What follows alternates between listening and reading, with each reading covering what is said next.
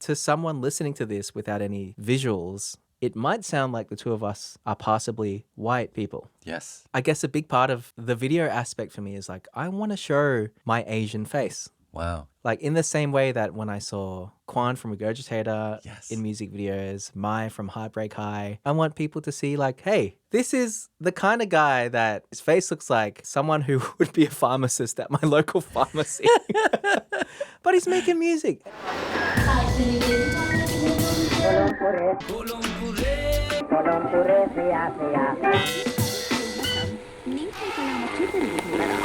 We would like to acknowledge that we are on stolen Yagara and Turrbal lands, and as settlers of colour, we reflect upon the damaging legacy of colonisation. Always was, always will be. My name is Matt Hsu. I make music under the moniker of Matt Hsu's Obscure Orchestra. It's both a solo project, which involves objects and instruments that I play poorly, but altogether they create this sort of mishmash of, I guess, obscure gnome-core music. And it is also a 24, at current count, inclusive ensemble of like Meanjin artists, hip-hop artists, experimental musicians, queer artists, people of color, just, the people that I feel most comfortable with playing music. Yeah, it's that's such a big undertaking when we're talking about numbers of 24 and that kind of thing. Yeah. And I want to kind of ground us in the now and where we are at this point in the journey. And you've had the pleasure of this project being labeled like one of the freshest music projects in Australia right now. What is the reality for Matt Hsu's Obscure Orchestra right now? What is the world? Oh, well, we're working on a second album. Yeah. Well, it's technically the second and third album because I'm releasing 2 albums on the same day. Okay. Is the plan. Right, yeah. Yeah. So I did hear it was a double album. Yeah, But yeah. it's they're 2 albums Yeah, rather than double. two separate albums okay. on the same day, which I guess some people would consider a double album and Yeah. other people would consider like, that's 2 albums. Yeah. 'Cause essentially, I wrote 20. I was like, I don't have enough songs for this album. And then I just went and wrote. And then I put my head up for air. And realized I had 24, 25 songs. I was like, oh, okay. I Right. kind of overshot that. And now there's 2 albums. Okay. Yeah. Right. So for any musician, writing, recording, producing, mixing, all of that stuff to make a song, let alone a album, is a bit of an undertaking. How has it worked to get the project and orchestra behind 2 albums and be able to release that on one day? Like what is going on? Like what are the logistics involved in all of that? Great question. Honestly, it's incremental. Yeah. Like none of this stuff I just one day learned or did in a, I don't know, 3-month course or something like that. It's just like, I'd like to learn how to play trumpet and then tinker away at that. And clarinet seems interesting. And then mixing, I don't quite get how mixing works. So I'll teach myself that or ask, friends what their take on it is. And then YouTube editing, video editing, it's kind of like, I'll teach myself how to do that because I can't afford to pay for a music video director type thing. I don't have any resources for that. Yeah. So I kind of just slowly at my own pace and with friends' help and input, taught myself how to do these things and I guess best practices for working with diverse people and how to approach collaboration in a lovely and thoughtful and fun way. And that's, I guess, how this album has slowly gotten to this point where it's like ready to go. Okay. Yeah. Right. And what is you've just released Live, Laugh, Decolonize? Yeah, that's right. Is that stage 1 of the rollout process? Yes. If you're gonna call it a process. Yeah. Exactly. It's the first song from the album.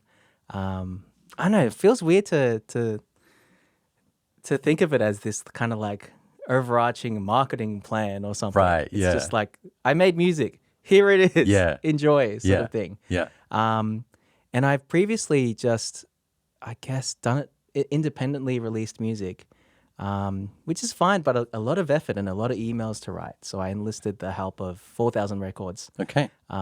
who are independent, local, grassroots, community focused, and just kind of aligned with, I guess, the values of Obscure Orchestra quite a bit. Okay. Right. The record label is basically one guy who's got a young child, and just in between Wow. caring for his child, does record stuff. Yeah. Okay. And I noticed that there's been, like, particularly for a group that is a bit unusual, a bit weird, a bit underground, like you have still got a considerable amount of press or sort of like media folks, like certain media folks that are kind of like, oh, who are these guys? Yeah. They're kind of interesting. And does the label also help with that, with the process for the... Yeah. Well, that only started, in the last month or so. So everything prior to that has just been like sort of accidental, sort of just, emailing various people, and also collaborating with people that I really respect, who other people respect. So like Chelsea Wadago is a highly respected First Nations academic and thinker and author. She wrote, Another Day in the Colony. So just by her being the person she is, and also being a wonderful person to work with for this particular song, Yeah. I know people just prick up their ears and are interested. But I think there's also something weird and strange about like, I just caught wind of there's this like 20 plus orchestra Yeah. who they don't wear suits or anything. Yeah. And they don't actually have any proper income or salary.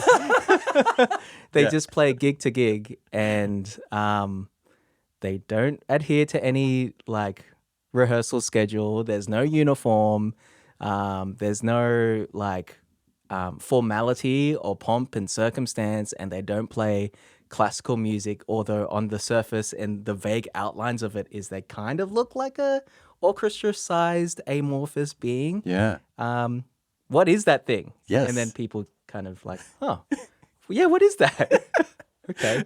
Matt Hsu's Obscure Orchestra. Who's that guy? Right. Yeah. Exactly. Like what is that thing? Like when we think about, when some of us think about orchestras, it can be this very like rigid, like that's what you do. I guess you were just talking about like being like less or underemployed, or that sort of like sometimes that's their full-time job, and and that's their and they've gone to the conservatoriums and all this sort of thing, and it's very kind of like rigid and playing music by dead white men. Yeah, and it's a very sort of like fixed space. And what is that thing? Like, what is an anti-racist orchestra? Don't you mostly play instrumental music anyway? Like, what is this place for that? Yeah. I guess like when I use the word inclusive orchestra, I really truly mean it, because it isn't like there is a certain amount of I guess expectation when you enter a space that's like called an orchestra, right? It's like yes, we might be welcoming to every person of every background, but you're going to play this kind of music from this Western music canon. And you're going to have grown up in a way that this is what you define as the pinnacle of arts and culture in our collective singular civilization for some reason, and kind of ignoring the fact that there's so many different kinds of music from different corners of the world. Yeah. All of which has value, and all of which, if you listen from one corner of the world to the other corner, you might not understand at first, sort of thing. So I guess Obscure Orchestra is just me sitting at my corner, having soaked in various musics that I've enjoyed through my lifetime and have been shared to me through my parents and friends and community and movies and TV shows that I've watched, and like, I don't know, listening to the Hey Arnold soundtrack and being like, oh, that's so cool for a cartoon. Why does it sound so cool? And I guess the actual people in the orchestra are what make it kind of inclusive and anti-racist and that sort of thing. Yeah, it's a bunch of people that I'm really proud of. And I guess growing up, I've had strange experiences with race and belonging. And yeah, I think things like feeling like feeling on the outside, which everyone can relate to at some point in their life. And I guess it's just leaning into that and using that as a strength rather than a thing that makes me, lesser than. Right. And how have you gone about assembling this group of people and bringing people in, that sort of thing? Yeah, I didn't start by thinking I'm gonna start a 20-piece orchestra or anything like that. The full story is I was in a folk punk band called the Mouldy Lovers. Yes. Where I played with Jonathan Sriranganathan, Gavin Cook, Louis Whalen, Canna Townsend, Catherine Birmingham, just amazing, a small outfit of ragtag sort of Karilpa 4101 artists Right. and like local kids sort of thing. And during that time, through the, I think, almost 9 or 10 years that we were together. Oh, wow. Right. Yeah.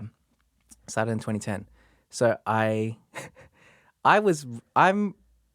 played trumpet in school. Yeah. I started in grade 5 and I didn't take it seriously. I wasn't the best trumpet player in my class or in the school band or anything like that. I was just like the mediocre second or third seat, as they call it. Yeah. But I loved music, despite not being the excelling at music person. And so when I got out into the world and started working and entering capitalism, I kind of felt like, oh, there's something definitely missing here. It shouldn't just be like, wake up, go to work, that gives me money and therefore the resources to like have a family. Like, Yeah. is that all that life is? And so I kind of remembered not my skill at playing music, but my enjoyment of playing music. Right. And I sought out like music things and stumbled across the two kids, Louis and Jade, Jade/Gray, who were starting this band. Yeah. And yeah, joined this little duo called the Mouldy Lovers, and it grew into like a 7-8 piece thing. Right. And after a while, playing this really rambunctious, fun protest music, essentially, Right. it was like, yeah, we're in the swing of things. We've got this rhythm. This is what we sound like. But then I kind of started collecting instruments from different people. I started borrowing Louis' accordion. I started borrowing Canna's bass and noodling around on like Gav's guitar and playing Steph's drums, that sort of thing. Right. And just got obsessed with learning all these different things because that inherent joy of playing music that like brought me to that point of wanting to bring it back into my life just didn't stop. I just wanted to keep learning music, creating with music, learning different instruments. And so that kind of that desire for me became a little bit too big for the Mouldy Lovers. Yeah. Right? I'd bring like... Were you trying to bring in those elements? I would bring 5 instruments onto the stage and we'd be playing some like punk show and I'd like, hey, let me get this clarinet and let me get this school recorder. And then like there was no judgment. Yeah. But then I kind of felt like, all right, this is getting a bit unwieldy for this like folk punk band. Yeah. Like, there can't be, we can't have 2 accordions battling each other on stage.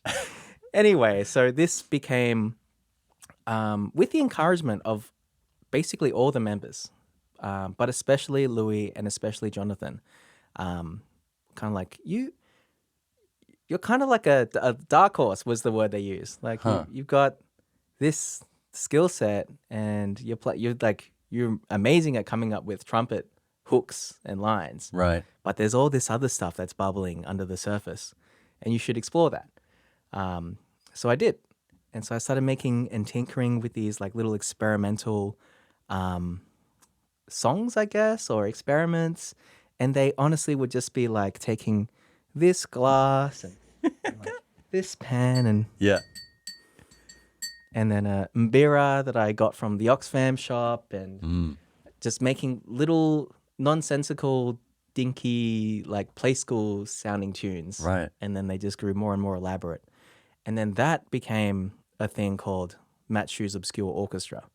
Because, and now, like, this is where the origin of the name comes from. Yeah. So Matt Hsu's Obscure Orchestra wasn't ever intended to be an actual orchestra.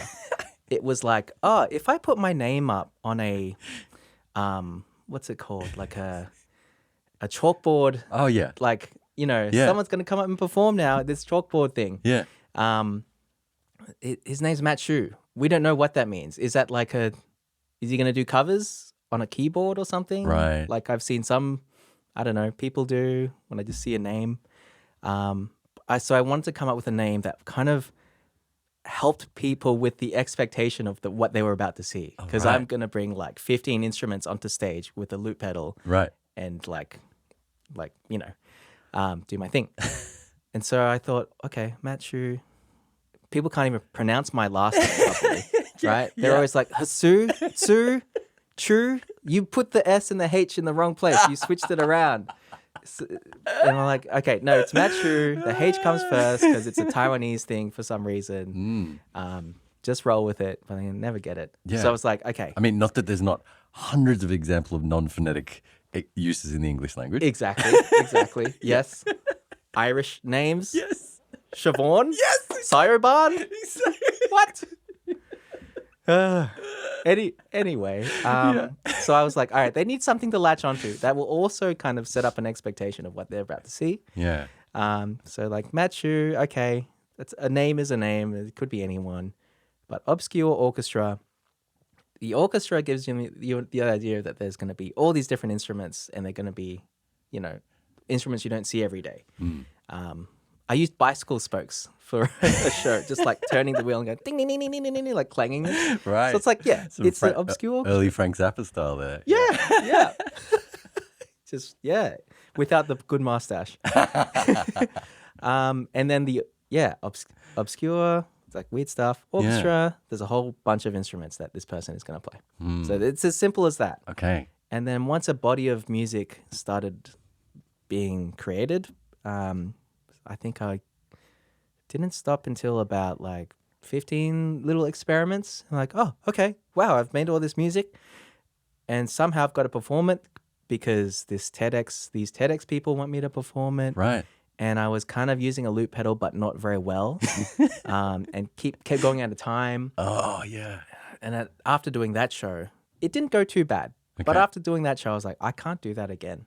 It's too much pressure. I can't rememorize every single like layer of double bass and every melody that I wrote for this experiment. Right. Was that TEDx as a performance or a recorded and published show?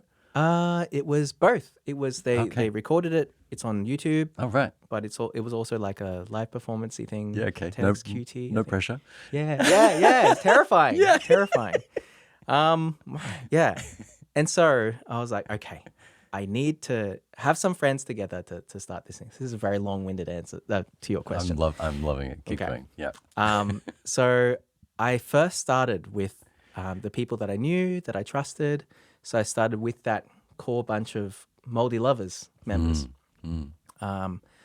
And then from there, I was like, okay, I've got, four or five people. And then who else is in my community that plays this instrument? Who else has, I heard that someone was talking about some person that was really nice that played this instrument. And, I got interviewed by a 4ZZZ show. And the person interviewing me was like, I play saxophone and clarinet. And so during that interview, like, do you want to come along and join this thing? And Courts, said yes. So just the little encounters like that within the community, but always in the background of my mind, there's this thing of like, I grew up and developed into the person I am because of these experiences of like feeling, I guess, marginalized and different, and sort of overcoming that internalized racism, overcoming that self-pity or self-loathing. Yeah.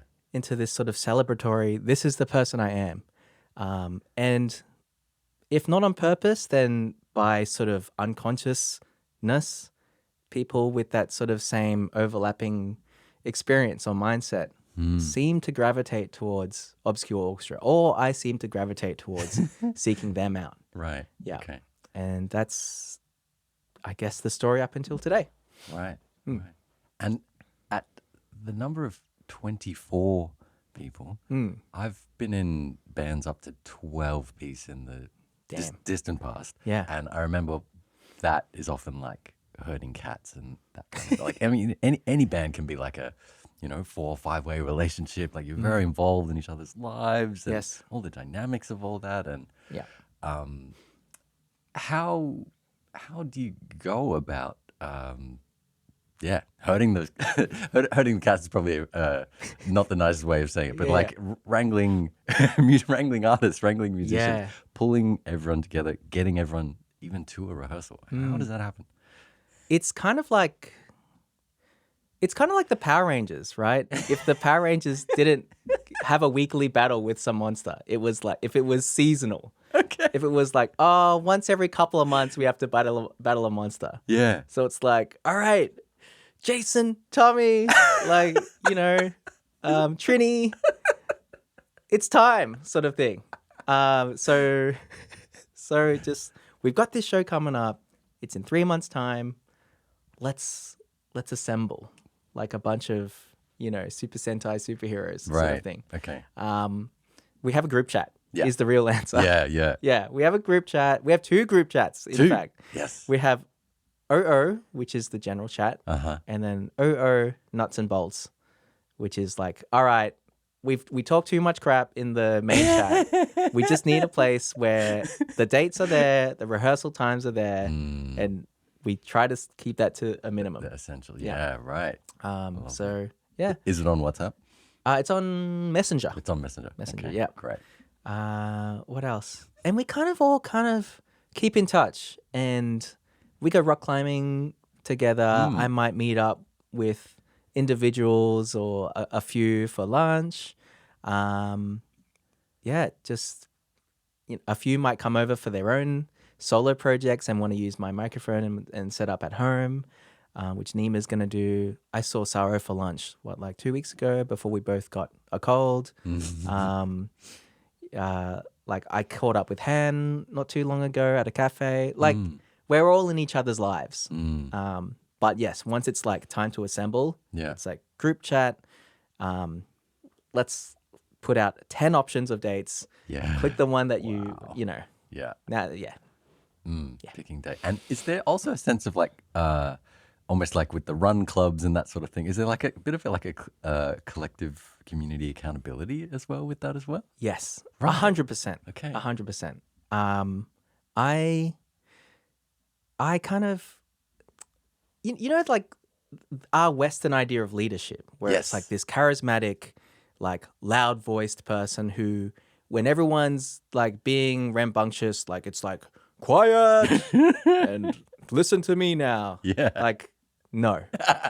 That's not what I am. That's not what obscure orchestra is or should be. I kind of see my role as kind of supporting everyone and bringing everyone together and kind of, for lack of a better term, kind of being the mum, this sort of supportive, nurturing kind of person. Taking that matriarch sort of energy. Yeah. And like looking out for people when they're nervous an hour before the show sort of thing. Checking in with, trying to talk to every single person. Kind of like, I don't know, if you're at a wedding party and you're the person getting married, you like feel this expectation or need to talk to everyone just to make sure everyone's been seen, listened to, heard, acknowledged. And I kind of feel like that during rehearsals and shows.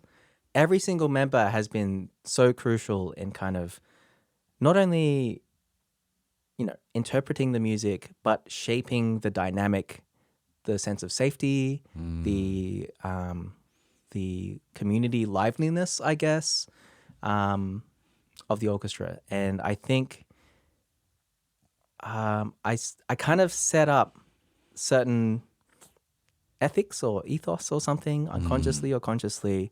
It's the idea of like enjoyment over perfection, improvement over like performance quality sort of thing.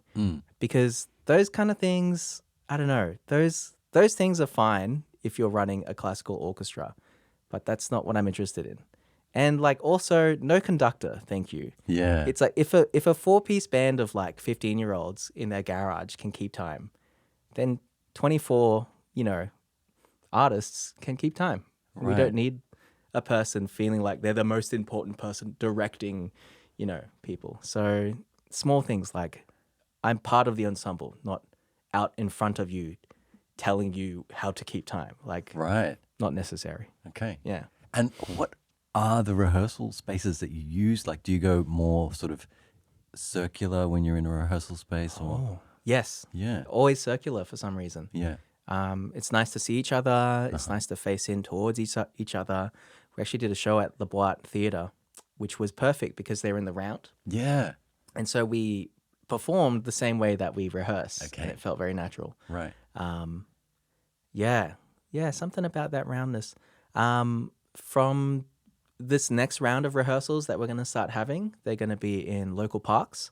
Oh, really? Yeah. Open rehearsals? Yeah, open rehearsals. Open rehearsals. Yes, open, open air to rehearsals. the world. Yeah. So the idea is that, picnic rehearsals. Wow. Bring a rug, some snacks. Yeah. We're going to play and chat and eat for 2 hours and then, go on about our weekends after that. Right. Yeah, just this, I don't know. We haven't done one yet. Yeah. The first one is coming up. So I want to see how it goes. But previously we've done it indoors in a sort of like rehearsal space. Yeah. And Like community hall type rehearsals? no, Or like a larger. like a education institution room sort of thing. Which I got in trouble for using. Yeah. So that's another reason why I can't do that. But yeah, it was a very nice space, but like I don't know, there's a formality that it kind of presents to you as you walk in, and then you sort of put an expectation on yourself. Yeah, right. And I don't know, I just kind of like the idea of happy little gnomes in a park on some grass in some dappled shade, playing music together. Nice. And the occasional like passerby, oh, interesting. Yeah. Off they go.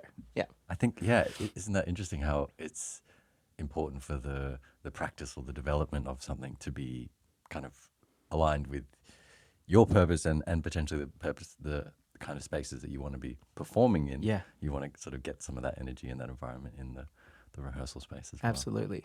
Yeah. In fact, a lot of the recordings have like bird sounds and stuff because I don't care much about isolating perfect sound. Oh, So right. it's just like car horns and all of that. So it kind of fits. It befits the feeling of obscure orchestra to be in a park. Right. The QMAs came around recently. Yeah. But in a couple of previous ones, you've been the recipient of some awards. Yes.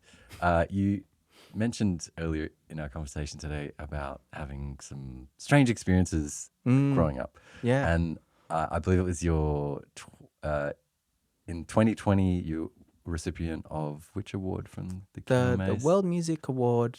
Yeah, Queensland Music Award, World Music category. Okay, Yeah. and in the opening part of your speech in particular, you were talking about a strange story. Can you recall that for us now? What was that story? I think it was someone like you dropped into an opera accent, and it was sort of like, Oh, yeah. oh Matt, Yeah. So my friend's dad was like, "Oh, Matt, you're not like a regular Asian. Huh? You got long hair. That means you're like a spiritual Asian. You're like from Tibet or Nepal. Because you know, I don't see you playing video games. You're not one of those Asians. It's like there's spiritual Asian.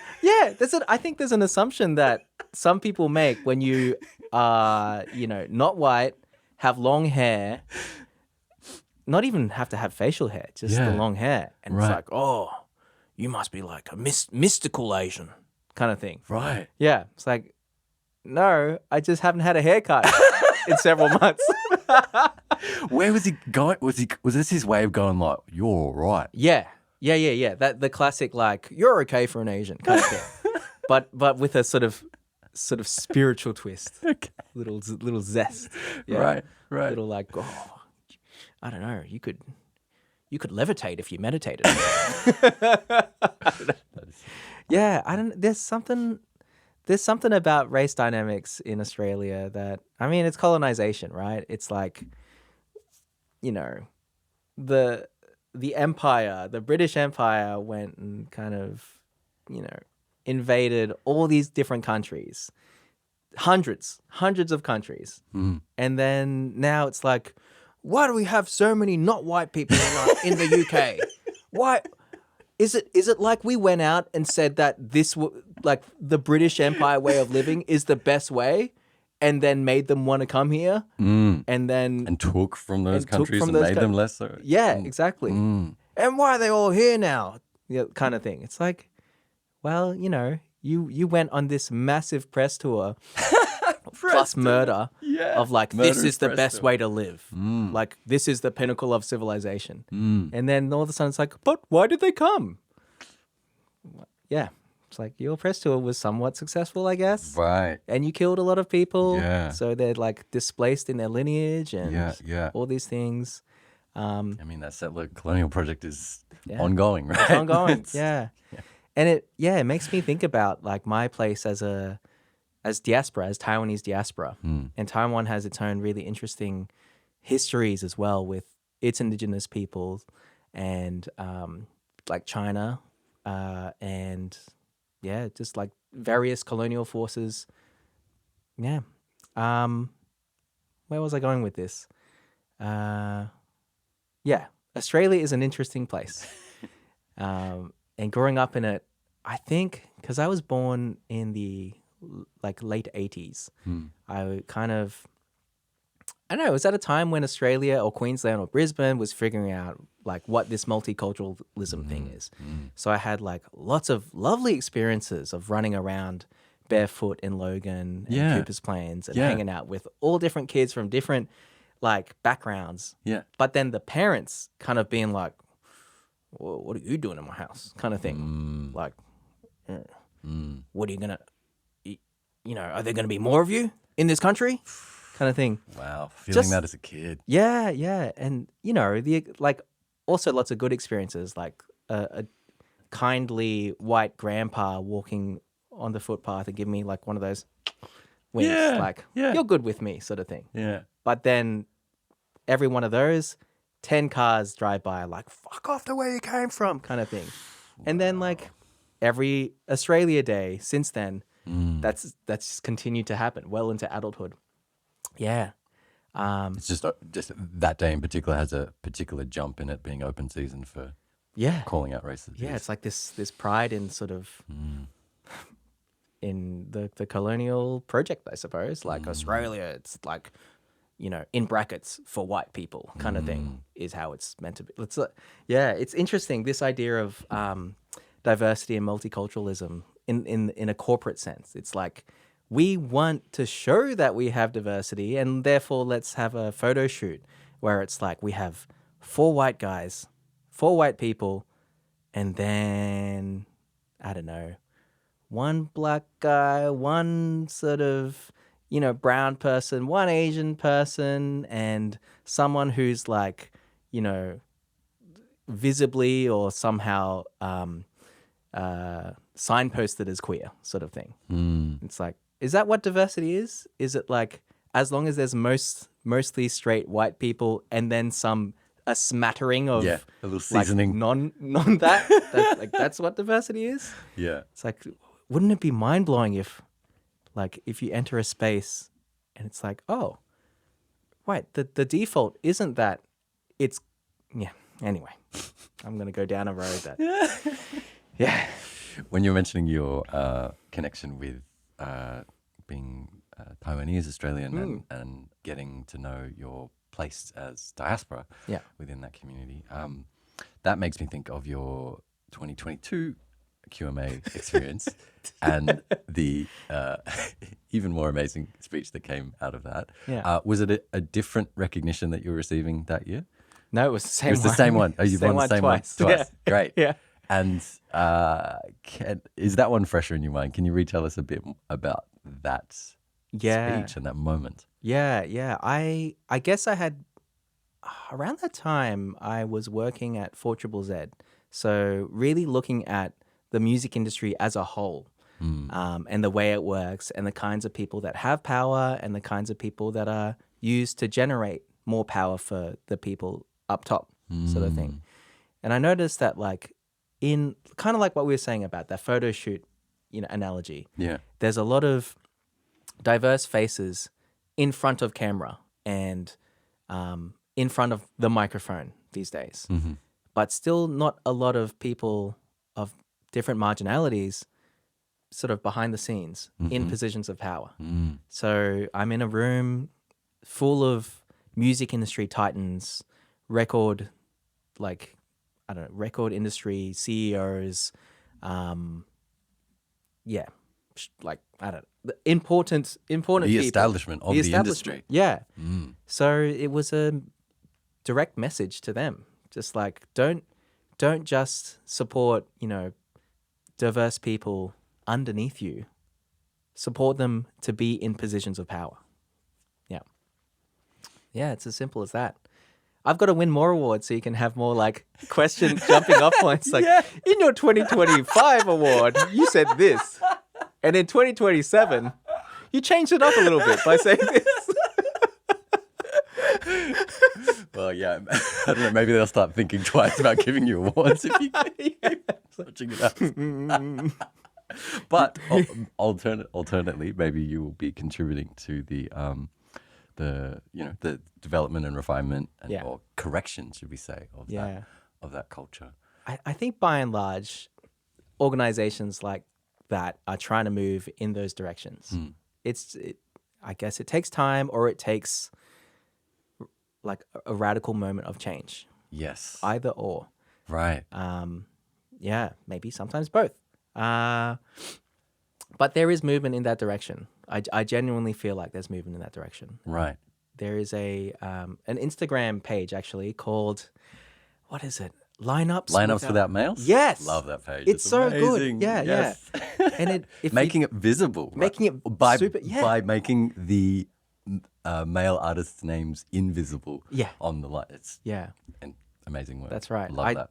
One of my students actually brought that to my attention the first time, because I was teaching a class about diversity, gender, and race in our music industry. They're like, oh, there's this page, sort of thing. Yeah. And if you haven't seen it, it is like, the Splendor like lineup poster, but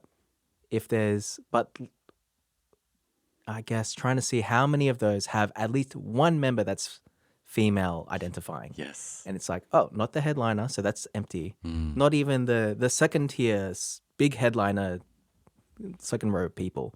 It's like down here, oh, got that band and that band. And those are the only ones that have any women, which is ridiculous. Yeah. Yeah. Yeah. Yeah, we are at that sort of, things are shifting on festival lineups, but it is that kind of like, oh, you got to go in early at 12 to see a couple of Indigenous acts, a couple of women, that sort of thing. And your perspective on QMAs of like, oh, I've got these people in the room, I'm going to say something to them, reminds me of when I saw, Big Sound has its own like not paying artists sort of interesting dynamic, but like being at Big Sound, seeing Miss Kanina played an amazing set at that outdoor Brightside venue. And then upon finishing the set, expletives and all, just like called out the festival industry, saying like, you guys need to be booking more Indigenous artists. Like, what is going on? You need to be booking more Indigenous artists. Awesome. And then lo and behold, a few more months later, and like, now you see in that smallest font at the bottom of the festival lineups, Miss Kanina. Yes. So interesting kind of progression. Yeah, that's there. right. Yeah, like moments of direct action and direct addressing people. Yeah. Yeah. to sort of speed up that slow change. Yeah. Which is, unfortunate how much self-advocacy we need to be doing in that space. But Yeah. it is important, and I think it's very helpful that you're able to lend that voice to it. Thank you. Within these profound and effective and needed emotions and statements, there's also some more food-based unhinged moments of this speech. Were they planned? What did I talk about? You thanked every packet of chips you've ever had. Yeah. And Tara's ramen. It's always ramen. Yeah. Yes, I did. So yeah, okay. So if you live in Meanjin, you probably know Taro's ramen. Yeah. Right? It's so good. And this isn't a paid advertisement thing, but it is just, it's tasty. Yeah.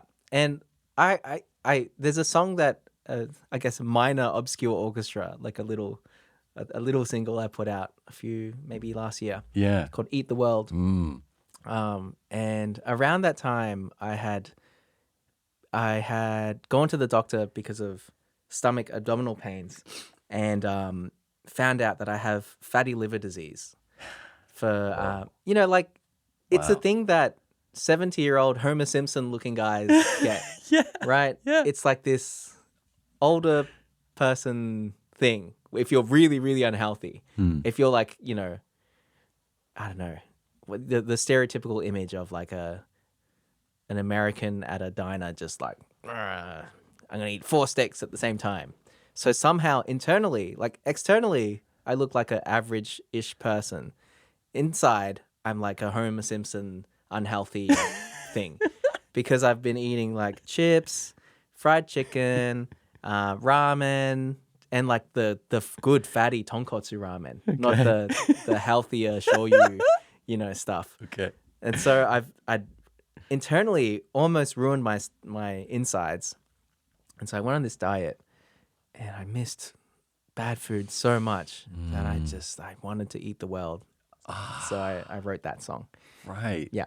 Okay. Yeah. It's a very silly song. And you call it like a minor obscure orchestra sound, but there's some, like the rising peak of that song reminds me of like a Godfrey Reggio, Philip Glass sort of sequence of like, that feels like quite epic to me. Like, why do you call it minor because of the key, or like minor because of there's this just little thing on the side? Yeah, little like, I don't know, I just felt like making this thing. Okay. Like I didn't put too much thought behind it, kind of Right. thing. I wasn't trying to dismantle any, systems. Okay. I just wanted to make a song about eating terrible food. Okay, kind of thing. right. Yeah. So does thematically minor. Thematically, okay, Yeah. right. Because it's not it's centering more food and joy rather than sort of anti-racist ideology. Yeah, That's why yeah. it feels a little okay. Yeah, but also all of that has a place in the Yes. over discography of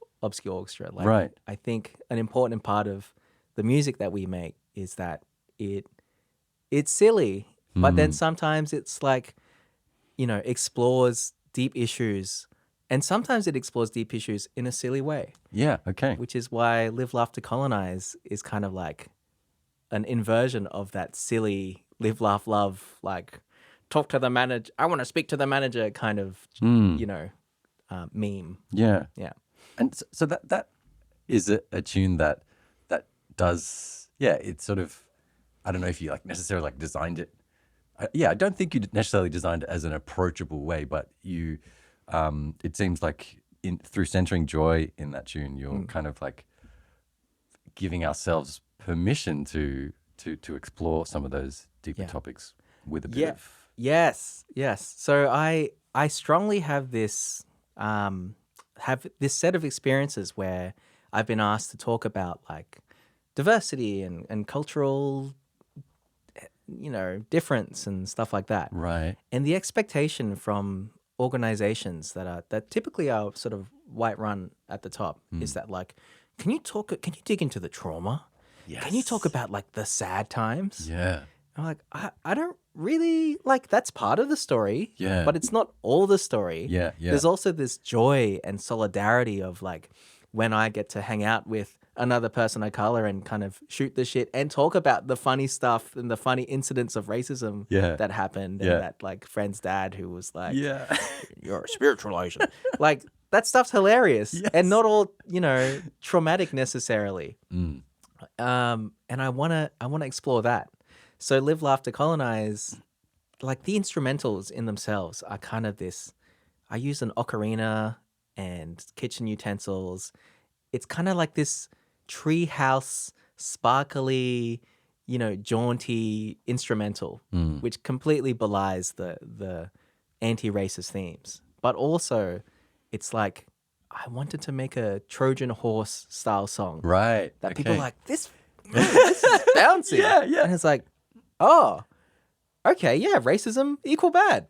Mm. Oh, let me think about that and let me listen deeper to these lyrics, sort of thing. Right. And the verses themselves by like Badass Mother, Chelsea, Nima, and Jono are all kind of, there's a level of cheekiness to it, but also a sort of deep well of having, I guess, extracted from your own experiences and sort of like deeply sort of sat with yourself to come to terms with who you are in the context of Australia, so called.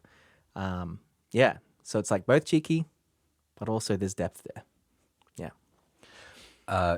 Chelsea Watergo is known more so as an author and a panelist. And I believe through the film clip, I was sort of seeing that she was reading directly from her book. Yeah. There. How did that come to be? Yeah. Chelsea, I hope jokingly is like, that was terrifying. That was like the most terrifying moment of my life. Wow. Because, she's been on TV. She's been on panels and like 7 p.m., 7:30, like big news shows where she's, the main commentator. Yep. But for some reason, when she's on stage surrounded by music and gonna do something in a musical context, she's like, I hate this. Right. Yeah. In a joking way. Yeah. I hope. Chelsea. But I think deep down, no, she's even told me it's like that was really fun. It was terrifying in the moment, but I'm glad I did it, sort of thing. Right. Chelsea and I first met in person when so there's a Quandamuka rapper in our local vicinity named Sasham. I shouldn't even have to introduce him. He's huge. He's huge. Yeah. And I got to work with him on a EP that he released called The Bigger Picture. Right. And Sasham somehow secured QPAC as the launching platform for the EP. Yeah. And because I had a hand our most prestigious venue in Queensland. Yeah. The biggest when people think of like a fancy concert, that's like it's QPAC Concert Hall sort of thing. That's right. And so props to him for that, and well deserved. It like he deserves a space like that. And because I had a hand in creating the songs and getting it to the point that they are, Obscure Orchestra and Sasham performed that show together. And Chelsea was the moderator of a pre-show Q&A panel, which was awesome. And I got to sort of talk face-to-face with her, kind of understand little snippets of like, where she's coming from. These are her values. And then we have a book on our bookshelf at home, sort of thing. Okay.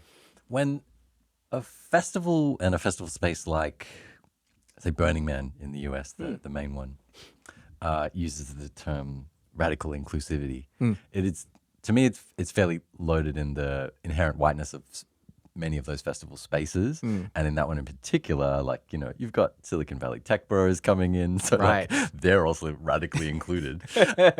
What does it mean to you in this context? In this context, it means, I think anyone who has ever felt marginalized because of like race, ethnicity, sexuality, gender, age, political, what's the term? Like political legal position as a person, I think those kinds of people have historically in music spaces, and I'm not just talking about classical music spaces. Yeah. I'm talking about the indie music space.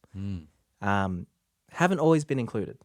If you look at the Hottest 100, Yeah. Triple J, Yeah.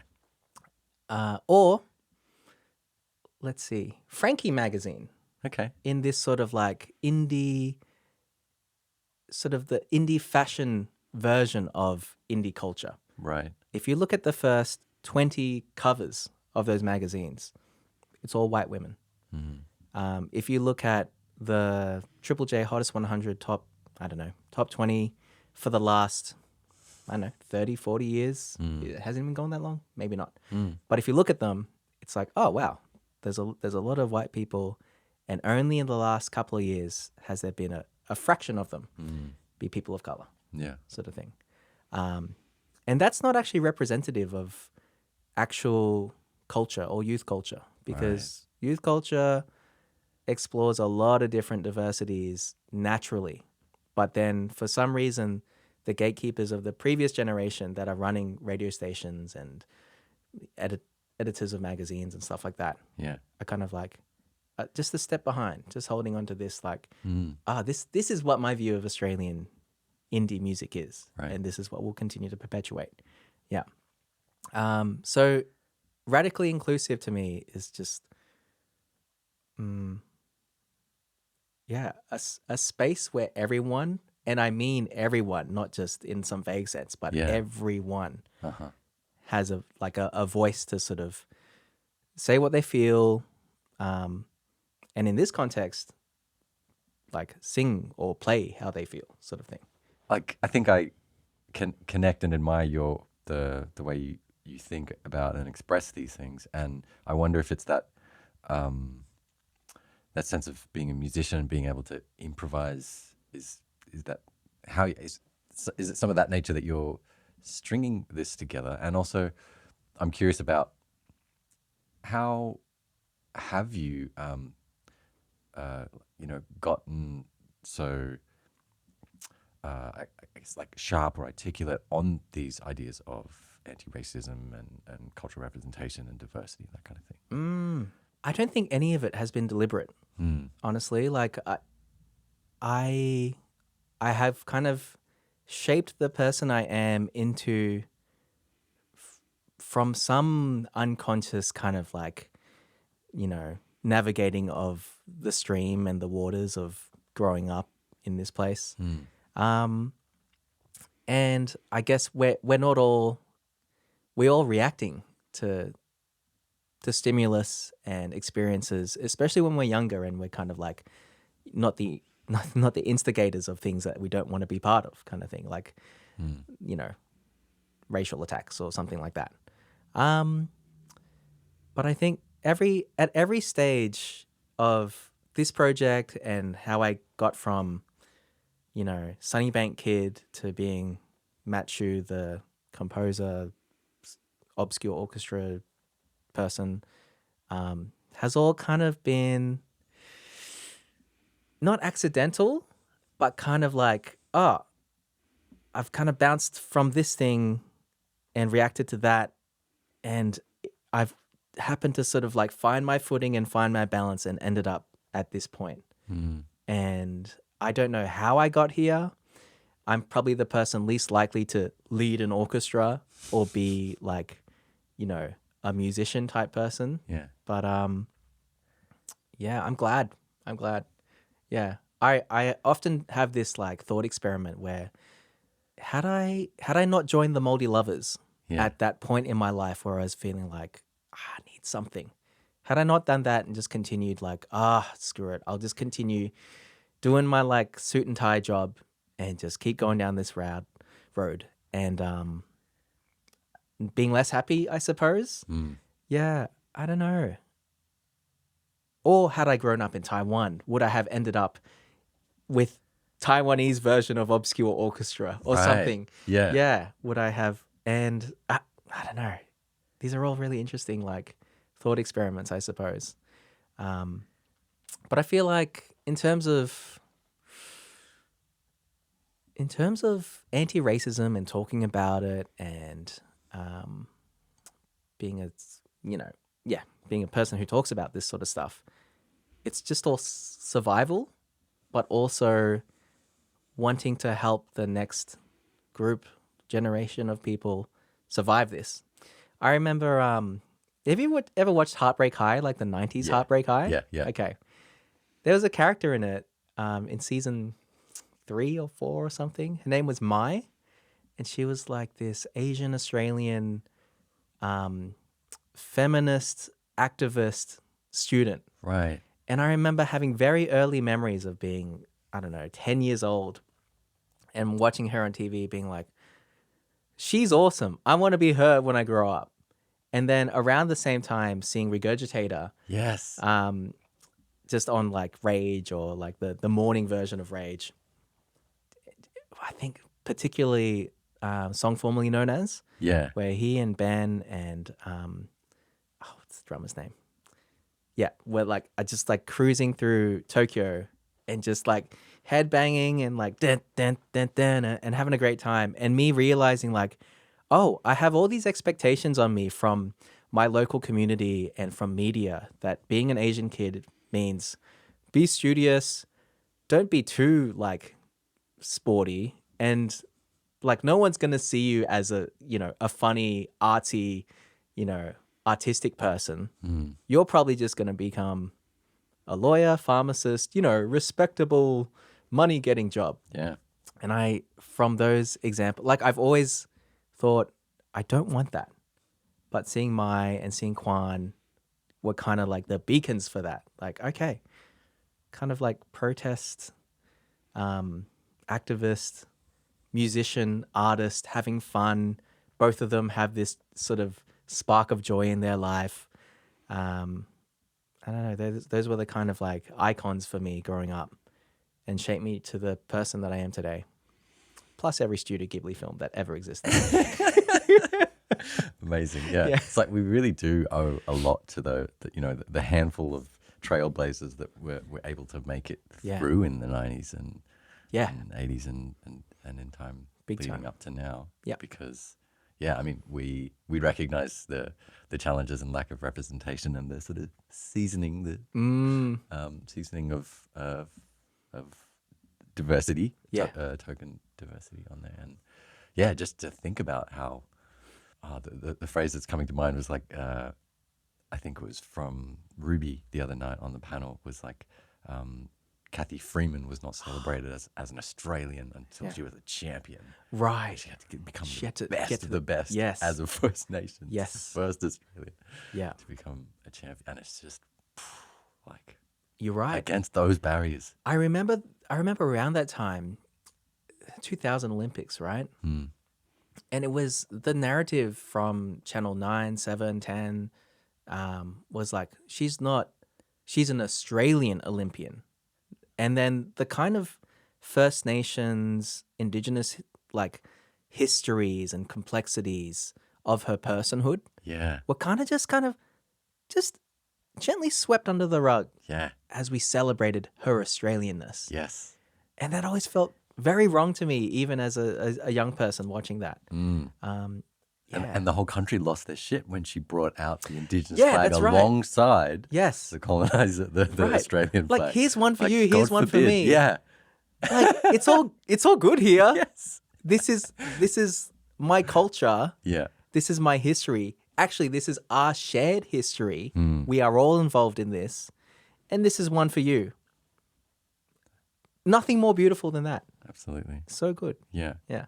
We're talking about representation and moments that we were able to experience via the medium of video and film just now. And although when we met, you said, I kind of make films on the side. Like, then I remember watching your films and looking at all the masking and like all the effort that goes into them, and just like and particularly in the last couple of years as well, like quite a prolific output of video I've seen from yourself. Thank you. Can you tell me about that journey and why, like, what is it that you find in you to to be able to put in all those hours as a one-person video production house. Yeah, right. Well, thank you, first of all. Yeah, I think, well, I should first say that a good chunk of those videos have been collaborations with artists, animators. So Ash Jokic, for example, basically led a lot of not Make Everything, Bird Nest Hair. The Bird Nest Hair music video is a lot of like mixed media animation stuff from Ash. And then there's another Ash who I've collaborated with, Ash Finlay, also known as Apidalia, who I worked with Make Everything, who created this beautiful mural which features in the actual music video. And yeah, that's a big part of it as well. And yeah, well, okay, to answer your question, it's interesting. Like visuals is huge. I really love consuming like video. I love watching music videos. It's like a beautiful form to see this sort of visualization of the feeling of listening to music. Right. And for me, I don't know how conscious this was or not. It's just kind of just occurred to me. But you know the accent that I'm speaking with right now? Right. This isn't my parents' accent. They have like a Taiwanese tinged accent because they came in the late 80s. Yeah. So my speaking voice is a combination of my school teachers, of, I guess, play school presenters, newsreaders, TV show characters, classmates. Yeah.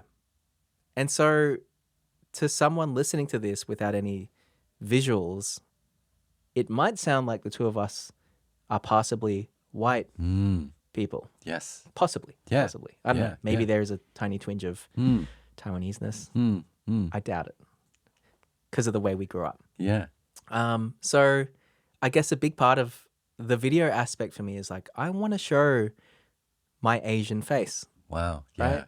Like in the same way that when I saw Quan from Regurgitator in music videos, Mai from Heartbreak High,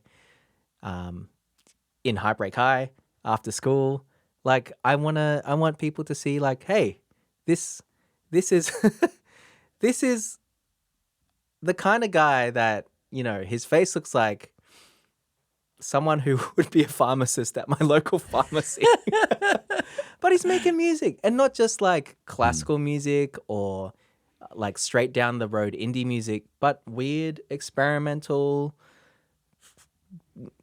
gnome-core stuff. And there's sometimes like 20 plus people with him. Yeah. Like that. Yeah. Sometimes 20 duplications of himself. Oh, that's right. Clones. Sometimes 20 clones. Yeah. Clones in the gnome-core. Yeah. I just want that to exist in the world. And I guess the same with the music that I make. This is music that I want to exist in the world, which is why I make it.